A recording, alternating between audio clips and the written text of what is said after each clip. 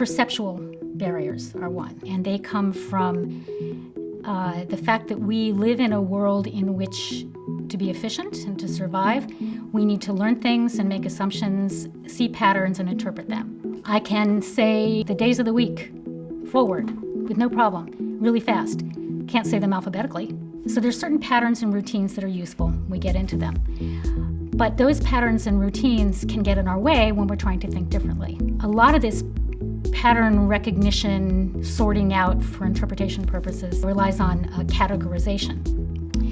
So if I practice doing things that get me out of the category labeling that I'm typically going to do, I may end up interpreting things differently and seeing solutions that I might not otherwise. And there are a bunch of ways you can do that. Expose yourself to stimuli that you don't have categories for, or go to a brand new place and see things, or talk to people that are unfamiliar to you. Another category which is closely related are assumptions and frames.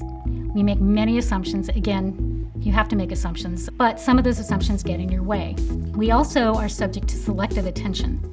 We tend to see what we think is important. If I walked into this building and had to process all of the visual stimuli to figure out how to get upstairs to this studio, I'd still be down there trying to interpret, the linoleum and the buttons and the people but I assume when I walk in a door, I should look for a couple of things that look like doors but don't have handles, that have buttons next to them. Those are probably the elevators. I should push. And I didn't even think about it. I have no idea, if you asked me now, what was on the walls of that lobby, what color they were, what the people looked like who were down there.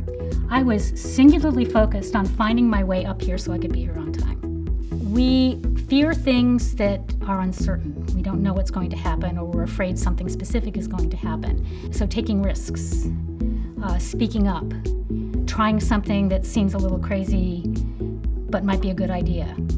Even in a brainstorming session, saying something that looks stupid, especially if your boss is sitting there.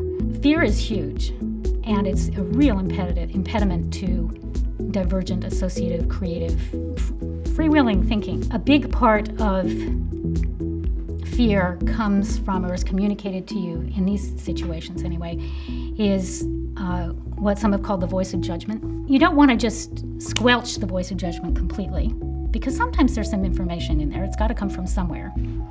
So the idea is to listen objectively, dispassionately, hear what it's saying, take what's of value, take what you can use, and throw away all the extraneous stuff.